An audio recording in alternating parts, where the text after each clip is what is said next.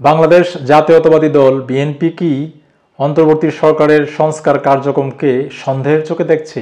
গত কয়েকদিনে বিএনপির যেসব নেতারা বিভিন্ন শহর সমাবেশে বক্তব্য দিয়ে বেড়াচ্ছেন, তাতে করে মনে হচ্ছে বিএনপি হয়তোবা অন্তর্বর্তী সরকারের সংস্কার কার্যক্রমকে কিছুটা হলেও সন্দেহের চোখে দেখছে।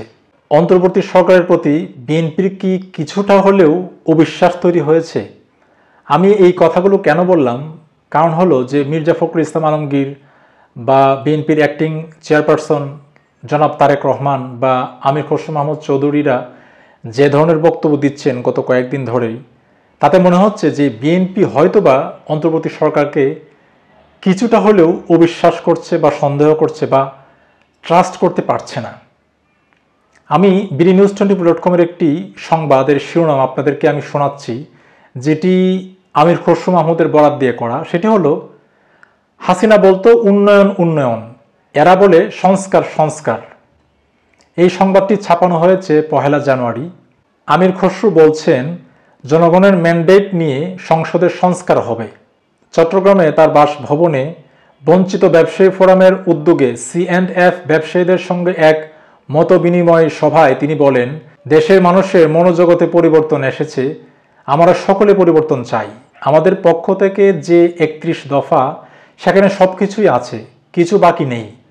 ওনারা কি সংস্কার করবেন আমি জানি না, আমরা আমাদের 31 দফা পরিপূর্ণভাবে আগামী দিনে বাস্তবায়ন করব। আপনারা খেয়াল করেন যে আমির খসরু বলছেন যে ওনারা কি সংস্কার করবেন আমরা জানি না। 8 আগস্ট অন্তর্বর্তী সরকারের শপথের পর যখন নানা ধরনের সংস্কারের প্রশ্ন বা নানা ধরনের সংস্কারের কথা বৈষম্য বিরোধী আন্দোলনের ছাত্রনেতারা বা মাস পিপল থেকে আসা শুরু করলো, তখন বিভিন্ন ধরনের সংস্কার কমিশন গঠিত হলো এবং দেখা গেল যে বিএনপি নিজেও বিভিন্ন ধরনের সুপারিশ তারা লিখিত আকারে দিয়েছে। কিন্তু আমির খসরু মাহমুদ বলছেন যে ওনারা কি সংস্কার করবেন আমি জানি না।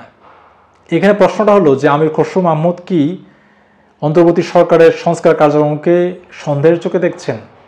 আমির খসরু মাহমুদ বিএনপির একজন বড় নেতা। আমি এই কথাটাকে আমি পরিধানযোগ্য মনে করছি বা উল্লেখযোগ্য মনে করছি, এই কারণে আমি আপনাদেরকে বলছি যে আমির খসরু মাহমুদের মধ্যে কি বিশ্বাস অবিশ্বাসে একটা দোলা চলছে কিনা অন্তর্বর্তী সরকারের প্রতি। আমির খসরু আবার বলছেন, বিএনপি একা না, প্রায় 50টার উপরে দল মিলে 6 মাস ধরে আলোচনা করে বিতর্ক করেছি, তারপর এটা করেছি। এটা এমনি আসেনি, তিনি 31 দফার কথা বলছেন আর কি।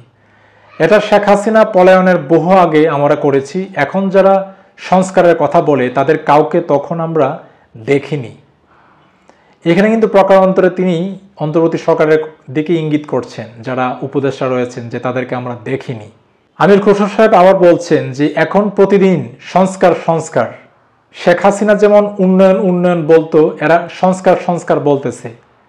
সংস্কার তো বহু আগে দিয়েছি আমরা, তোমরা কি সংস্কার করবা? এখানে স্পষ্টতই কিন্তু তিনি অন্তর্বর্তী সরকারকে বলছেন যে তোমরা কি সংস্কার করবা? সংস্কার করতে হবে জনগণের মতামত নিয়ে। আমির খসরু বলছেন জনগণের ম্যান্ডেট নিয়ে পার্লামেন্টের সংস্কার হবে, যেটা টেকসই হবে, গণতান্ত্রিক প্রক্রিয়ায় হবে, যেটার জন্য আমরা 15 বছর যুদ্ধ করেছি, গুম হয়েছি, খুন হয়েছি, জেল খেটেছি, 60 লাখ বিএনপি নেতাকর্মীর বিরুদ্ধে মিথ্যা মামলা হয়েছে। আমির খসরু মাহমুদ ঠিকই বলেছেন যে সংস্কার হতে হবে জনগণের মতামত নিয়ে বা জনগণের ম্যান্ডেট নিয়ে পার্লামেন্টে সংস্কার হবে। কিন্তু ব্যাপারটা হলো যে অন্তর্বর্তী সরকার যে প্রেক্ষিত থেকে এসছে, আমির খসরু মাহমুদ নিশ্চয়ই জানেন যে বিগত সরকারের অপশাসন দুঃশাসনের প্রেক্ষিত থেকে ছাত্ররা কিন্তু এই গণঅভ্যুত্থান করেছে এবং তারা বলছে যে বস্তা পচা সিস্টেমকে তারা সংস্কার করতে হবে বা পরিবর্তন করতে হবে। সেই প্রেক্ষিত থেকে কিন্তু অন্তর্বর্তী সরকার এই সংস্কার কার্যক্রম চালাচ্ছেন। আমি এই ভিডিওর শুরুতেই বলেছিলাম যে বিএনপি কি অন্তর্বর্তী সরকারকে সন্দেহের চোখে দেখছে কিনা। এই প্রশ্নটা আমি এই কারণে করেছিলাম যে অন্তর্বর্তী সরকারের প্রধান উপদেষ্টা ডক্টর মোহাম্মদ ইউনূস যখন নির্বাচনের মোটামুটি একটা টাইমলাইন তিনি দিয়েছিলেন যে 2025-এর শেষের দিকে বা 2026-এর প্রথমার্ধে নির্বাচন হবে, এর পরবর্তীতেই কিন্তু মির্জা ফখরুল ইসলাম বলেছেন যে টাইমলাইনটা তারা দিয়েছেন এটা স্পষ্ট না আসলে। এর পরিপ্রেক্ষিত থেকেই বিএনপি নেতারা কিন্তু বলছেন যে নির্বাচন নিয়ে তারা সুস্পষ্ট তারিখ বা একটা শিডিউল তারা চান অন্তর্বর্তী সরকারের কাছ থেকে। আমি মনে করি যে সংস্কার একটি চলমান প্রক্রিয়া। ব্যাপারটা এরকম নয় যে অন্তর্বর্তী সরকার এই সংস্কার কার্যক্রম চালাবেন, তারপর কিয়ামত পর্যন্ত আর কোনো সংস্কার হবে না। এই যে বাংলাদেশের রাষ্ট্রীয় বিভিন্ন প্রতিষ্ঠান, রাষ্ট্রীয় কাঠামো, বিভিন্ন আইনি ব্যবস্থার মধ্যে সংস্কারের প্রয়োজন রয়েছে। এবং একটা দেশকে যখন চালাতে হয় তখন এরকম হয় না যে 50 বছর আগে একটা আইন করে ফেললাম বা একটা নীতিমালা তৈরি করেছি, সেই নীতিমালা বা আইন দিয়ে আমি দেশকে চালাবো। মানুষ তার নিজের প্রয়োজনে বিভিন্ন ফরম্যাটে, আজকে আমি যে আইন বানাচ্ছি বা আজকে আমি যে নীতি তৈরি করছি, সেটা 2 বছর পর দেখা যাবে যে না, সেই নীতিটা অচল হয়ে গেছে বা সেটা ফাংশন করতেছে না। তখন কিন্তু আবার নতুন নীতি আমাকে প্রণয়ন করতে হবে বা নতুন আইন আমাকে তৈরি করতে হবে। তো এটা খুব স্বাভাবিক যে সংস্কার বিষয়টা আসলে রেগুলার আপ টু ডেট এটাকে করতে হয়।